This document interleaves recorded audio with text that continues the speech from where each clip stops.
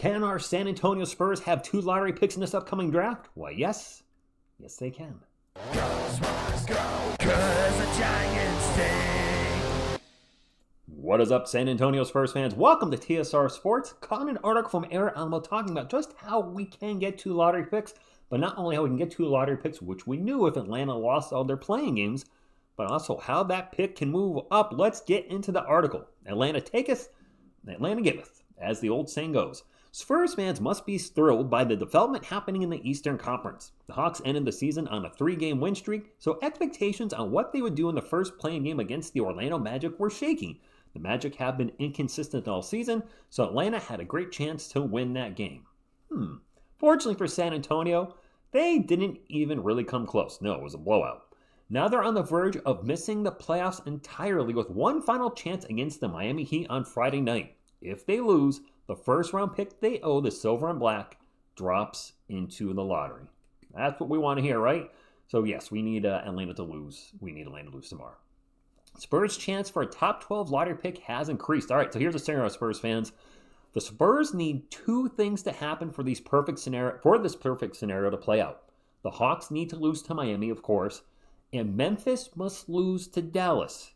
Memphis will be placed into the lottery, but their 48-24 record would guarantee land at 14, ensuring a coin flip between Atlanta and Sacramento for the 12th spot in the draft lottery.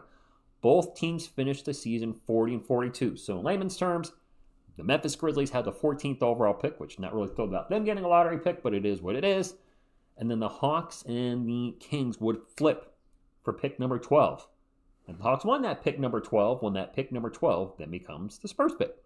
San Antonio already has 1 lottery pick, but having 2 in this draft is gold. It's gold, Jerry, gold. Anyway, the Spurs don't even have to use it. That may be a controversial opinion, but they propose trading back if they land the 12th pick in the draft. And I'm going to end right there in the article and give my 2 cents.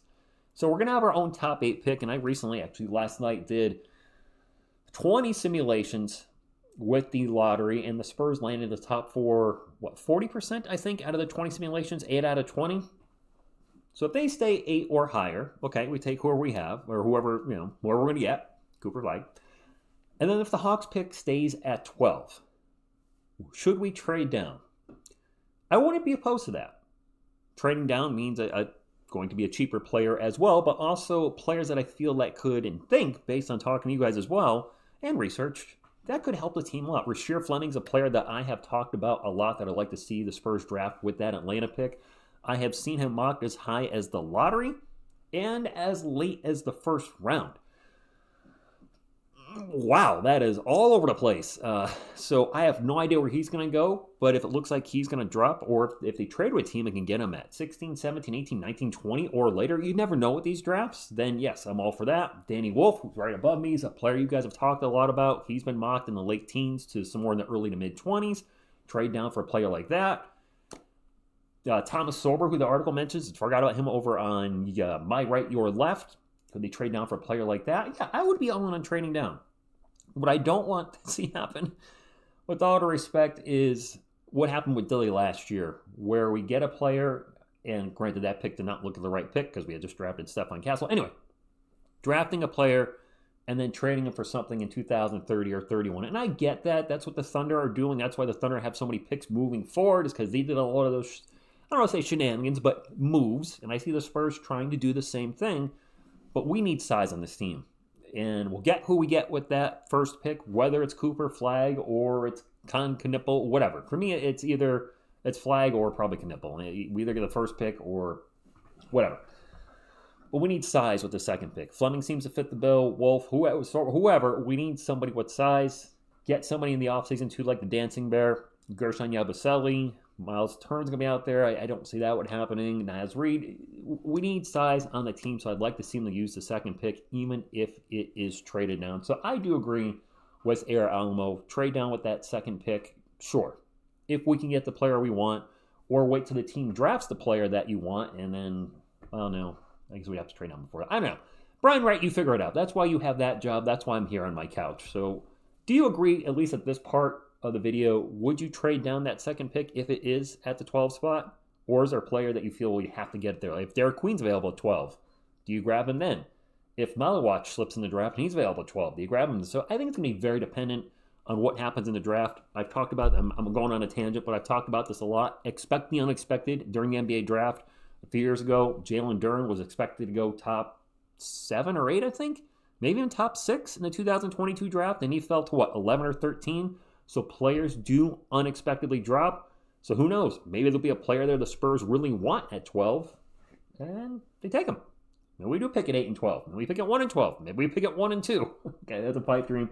But I'm having a lot of fun talking about draft coverage with you guys.